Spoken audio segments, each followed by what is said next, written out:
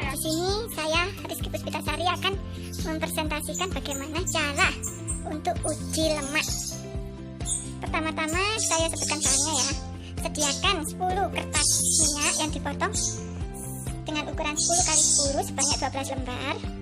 Piring plastik, sendok, lilin, minyak, ada pohon kering, margarin, pepaya, wortel, kemiri, santan, seledri, beras biji jagung, susu, sama kacang. Ya. Untuk bahan yang diperlukan itu tadi ya.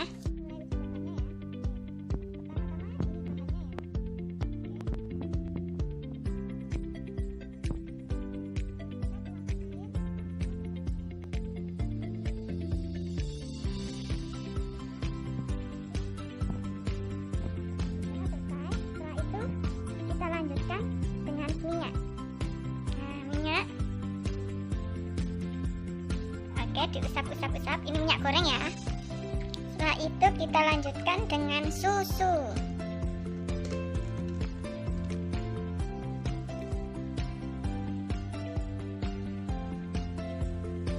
Susu sudah.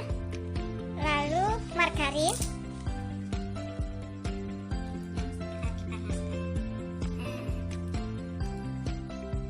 Margarinnya telah kita panaskan ya dengan lilin.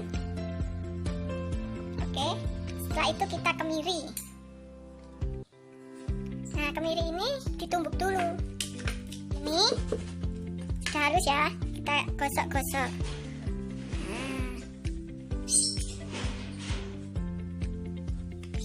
Nah, sudah digosok, lalu kita menggunakan wortel.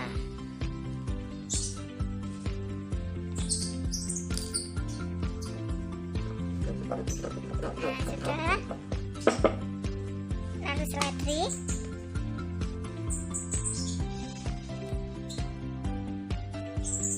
Usap.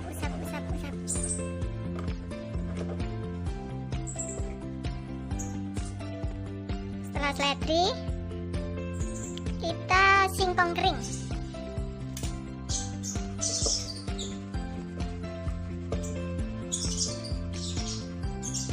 Itu biji jagung.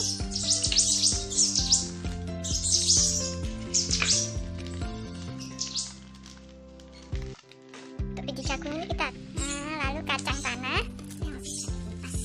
Kacang tanahnya harus menggunakan kacang tanah yang sudah dikupas.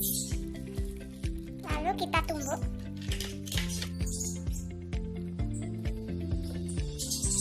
Lalu pepaya.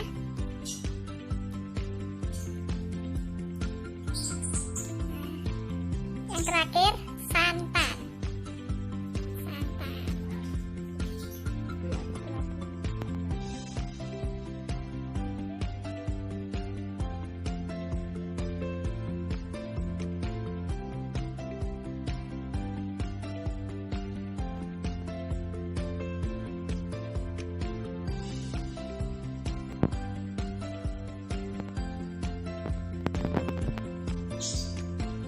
Seledri ini tidak ada bekas minyak. Permukaan kertas kasar karena seledri mengandung air. Lalu untuk wortel kita lihat. Nah, wortel di sini juga tidak mengandung minyak ya. Kertas kembali seperti semula. Hanya permukaan yang bekas usapan tadi kasar sama seperti seledri karena wortel mengandung air. Pepaya. Nah, pepaya di sini tidak mengandung minyak. Kertas kasar sama seperti seledri, wortel, dan air karena pepaya juga banyak mengandung air. Singkong kering. Nah, untuk singkong kering ini sedikit mengandung minyak, tapi tidak terlalu banyak, ada bekas minyaknya ya, beda kan dengan yang air. Lalu biji jagung ada bekas minyak, ada bekas minyak sedikit, tidak terlalu banyak. Kalau yang minyak kan seperti ini ya, bekasnya terlihat sekali nih bedanya ya. Nah, untuk makanan yang mengandung minyak dari hasil penelitian ini, mengandung lemak atau minyak lemak. Nah, di sini kemiri terlihat jelas ya. bekas mengandung lemak atau minyak, kacang tanah, kelihatan ya, margarin. Untuk permukaan margarin ini ada bekas margarinnya,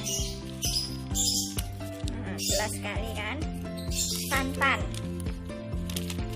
ada mengandung minyak, licin tapi ada mengandung minyak, bekas minyak. Susu ada licin dan mengandung minyak.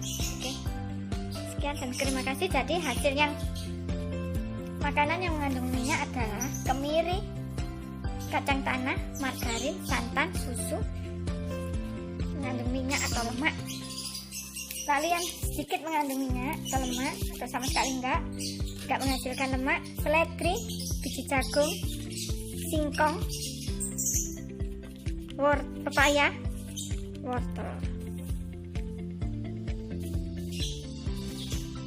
Ya, terima kasih. Assalamualaikum warahmatullahi wabarakatuh. Makanan pada manusia. Proses pencernaan ada dua, yaitu secara kimiawi dan secara mekanik. Secara kimiawi adalah pencernaan yang dibantu oleh enzim atau senyawa kimia. Enzim yang dihasilkan kalian jatida, yaitu enzim betialin. Yang kedua, pencernaan secara mekanik. Pencernaan yang ada alatnya yang di rongga mulut, yaitu gigi dan lidah. Nah, ini adalah contoh gambar organ-organ pencernaan manusia. Lebih singkatnya lagi, nah, organ-organ pencernaan manusia terdiri dari roker lalus sar'a. Roker lalus sar'a.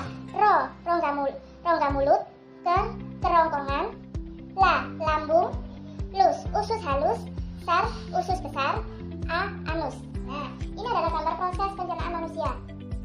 Organ-organ pencernaan manusia terdiri dari rongga mulut, kerongkongan atau esofagus, ketiga lambung, usus halus, usus besar, dan anus. Makanan dicerna di rongga mulut masuk hingga masuk ke kerongkongan. Di sini terjadi gerakan peristaltik, gerakan yang meremas makanan. Nah, setelah itu makanan masuk ke dalam lambung. Nah, di dalam lambung ini menghasilkan getah atau enzim, yaitu asam lambung HCl, enzim renin, dan enzim pepsin. Fungsinya apa enzim yang dihasilkan di lambung? Enzim yang dihasilkan di lambung fungsinya membunuh bakteri, membantu protein, melarutkan mineral, mengubah kesinogen menjadi kasein, mengubah protein menjadi proteosa atau pepton dan polipeptida. Setelah itu lanjut ke pankreas. Di dalam pankreas ini juga menghasilkan enzim juga. Dalam pankreas ini yang dihasilkan yaitu enzim karbohidrase pankreas, enzim lipase pankreas, enzim tripsin, enzim amilase pankreas. Nah, keempat enzim tersebut ada fungsinya, yaitu mencerna. Untuk enzim karbohidrase pankreas, fungsinya mencerna amilum menjadi maltosa. Enzim lipase pankreas berfungsi mengubah emulsi lemak menjadi asam lemak dan gliserol. Enzim tripsin mengubah protein menjadi polipeptida. Enzim amilase berfungsi mengubah amilum menjadi disakarida atau maltosa. Lanjut kemudian makanan ke usus halus. Nah, diproses di usus halus. Di usus halus ini juga menghasilkan enzim, yaitu enzim enterokinase, enzim maltase, enzim laktase, enzim sutrase, enzim peptidase, dan enzim lipase. Masing-masing enzim mempunyai fungsi. Nah, di sini Bulat akan menunjukkan beberapa saja. Untuk enzim laktase, fungsinya mengubah laktosa menjadi glukosa dan galaktosa. Enzim lipase mengubah lemak menjadi asam lemak dan gliserol. Dan kemudian lanjut ke usus besar. Nah, setelah usus besar di sini di rektum. Rektum ini organ pencernaan terakhir. Nah, di sisi rektum, organ pencernaan rektum berfungsi untuk tempat penyimpanan sementara feses. Nah, sebelum dikeluarkan lewat anus, rektum ini fungsinya tempat penyimpanan sementara feses. Kemudian yang terakhir anus. Nah, demikian praktikum proses pencernaan makanan pada manusia dari kelompok kita. Sekian, mungkin ada kurang lebihnya, saya mohon maaf. Terima kasih sebelumnya. Assalamualaikum warahmatullahi wabarakatuh.